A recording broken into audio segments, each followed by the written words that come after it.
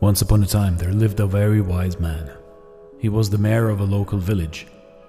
Everyone respected him and his views and opinions were well regarded. Many people came to him seeking for advice. His son, however, was very lazy and wasted his time sleeping and spending time with his friends. No amount of advice or threat made any difference to him. He would not change at all. The years passed, and with time faded the youth of the wise man. As he grew older, he began to worry about his son's future. He recognized that he had to give his son something so that he could take care of himself and his family to be in the future. So one day the wise man called his son to his room and said, "My son, you are no more a kid now. You must learn to take responsibilities and understand life. I want you to find the real purpose of your life. And once you find it, remember it always, and you will lead a life full of happiness and joy forever." He then handed his son a bag. When the son opened the bag, he was surprised to see 4 pairs of clothes, one for each season. There also were some raw foods, grains, lentils, little money, and a map. His father continued, "I want you to go find a treasure. I have drawn a map of the place where the treasure is hidden. You need to go and find it." The son loved this idea. For the first time, he thought that his father had a good idea for him.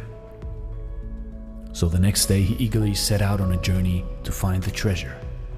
He had to travel really far across borders, forests, plateaus, and mountains. Days turned into weeks, and weeks turned into months. Along the way, he met a lot of people. He was helped by some with food and by some with shelter. He also came across robbers who tried to rob him and people who tried to cheat him. He experienced the best and the worst of humanity on his way. Slowly the season changed, and so did the landscapes along with it. When the weather was unpleasant, he halted for the day and continued his journey when the weather cleared. Finally, after a long year, he reached his destination. It was a cliff. The map showed the treasure being placed below the cliff under the tree. Upon spotting the tree, he began to dig the ground. He searched and searched, around it, under it, over it, but found nothing. He spent 2 days looking and digging for the treasure. By the 3rd day, he was so exhausted that he decided to leave. Disappointed over his father's lie, he headed back to his home. On his way back, he experienced the same changing landscapes and seasons. This time, however, he halted to enjoy the blooming flowers in spring and the dancing birds in monsoon. He stayed in places only to watch the sun set in paradise or to enjoy pleasant summer evenings. Since the supplies he carried were over by then, he learned to hunt and make arrangements for his meals. He also learned how to sew his clothes and shelter himself. He was now able to determine the hour of the day by the position of the sun and plan his journey accordingly. He also learned how to protect himself from wild animals. He met the same people who had helped him earlier. This time he stayed a few days with them and helped them in some or the other way to repay them. He realized how nice they were to an ordinary passerby who had nothing to offer to them in return. When he reached home, he realized it had been 2 years since he left the place. He walked straight into his father's room. "Father," he said. The father immediately jumped to his feet and hugged his son. "So how was your journey, my son? Did you find the treasure?"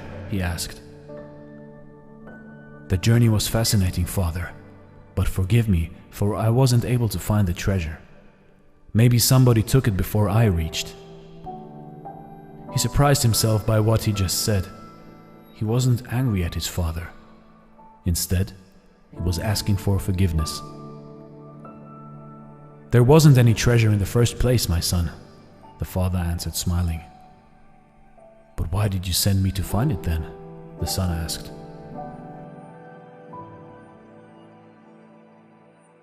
"I will surely tell you why, but first you tell me, how was your journey to the place?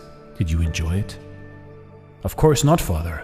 I had no time. I was worried someone else would find the treasure before I did. I was in a hurry to reach the cliff. But I did enjoy the journey on my way back home. I made many friends and witnessed miracles every day. I learned so many different skills and the art of survival. There was so much I learned that it made me forget the pain of not finding the treasure. Exactly, my son. I want you to lead your life with a goal, but if you remain too focused on the goal, then you will miss out the real treasures of life. The truth is, life has no goal at all, other than to just experience it and grow with every single day. The purpose of life is to live it, to taste experience to the utmost, to reach out eagerly and without fear for newer and richer experience. Eleanor Roosevelt. Thanks for watching and stay blessed.